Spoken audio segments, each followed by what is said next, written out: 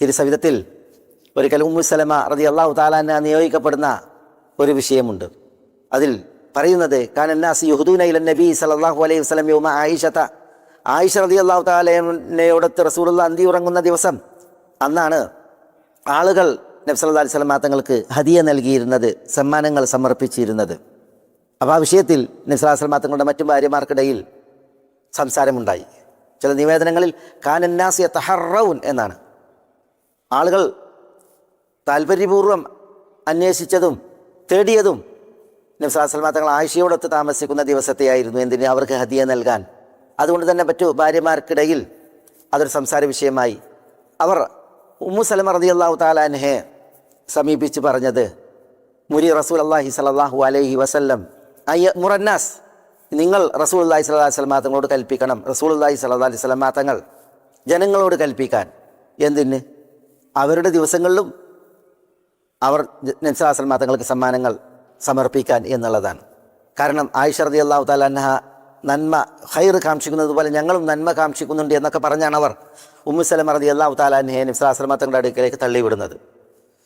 Umm Salama റളിയല്ലാഹു തആല അൻഹ ഒരിക്കൽ പോയി പറഞ്ഞപ്പോൾ നബി സല്ലല്ലാഹു അലൈഹി വസല്ലം തങ്ങൾ മൗനം ദീക്ഷിച്ചു.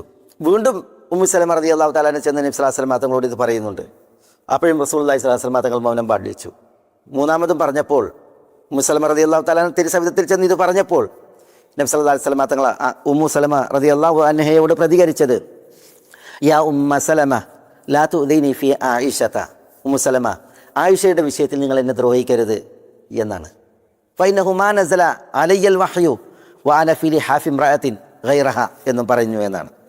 ഞാൻ നിങ്ങൾ ഭാര്യമാരോടൊത്ത് ഒരു പുതപ്പിന് ചുവട്ടിൽ കിടക്കെ എനിക്കൊരിക്കലും വഹി ഇറങ്ങിയിട്ടില്ല, ഞാൻ ആയിഷയോടൊത്ത് കിടക്കുമ്പോഴല്ലാതെ എന്ന് നബി സല്ലല്ലാഹു അലൈഹി വസല്ലം തങ്ങൾ ഉമ്മു സലമയോട് പറഞ്ഞ് ഉമ്മു സലമ റളിയല്ലാഹു തആല അൻഹയോട് ലാ തുദീനി ഫി ആയിഷത, ആയിഷയുടെ വിഷയത്തിൽ നിങ്ങൾ എന്നെ ഉപദ്രവിക്കരുതേ എന്ന് നബി സല്ലല്ലാഹു അലൈഹി വസല്ലം തങ്ങൾ വസിയ്യത്ത് ചെയ്യുകയുണ്ടായി എന്നാണ്. ഇവിടെ മഹദി ആയിഷക്കുള്ള ഒരു സ്ഥാനവും മഹത്വവുമാണ് ഇതൊക്കെ ഉണർത്തുന്നത്, അറിയിക്കുന്നത്. മലക്ക് ജിബ്രീൽ മാനം ഇറങ്ങിയാൽ നബി സല്ലല്ലാഹു അലൈഹി വസല്ലം തങ്ങൾ ആയിഷയെ വിളിച്ച് പറയും, യാ ആയിഷ് ഹദാ ജിബ്രീൽ യുഖ്രിഉകി സലാം. ആയിഷ് എന്നാണ് വിളിക്കുക റസൂലുള്ളാഹി സ്വല്ലല്ലാഹു അലൈഹി വസല്ലം തങ്ങൾ. ആയിഷ എന്നല്ല, ആയിഷ്. ഇതാ ജിബ്രീൽ നിങ്ങൾക്ക് സലാം ഓതുന്നു. അപ്പോൾ ആയിഷ റളിയല്ലാഹു തആല അൻഹ വഅലൈക വഅലാ ജിബ്രീൽ അസ്സലാം എന്ന് പ്രതികരിച്ച് പറഞ്ഞതൊക്കെ ഹദീസിൽ കാണുവാൻ സാധിക്കും.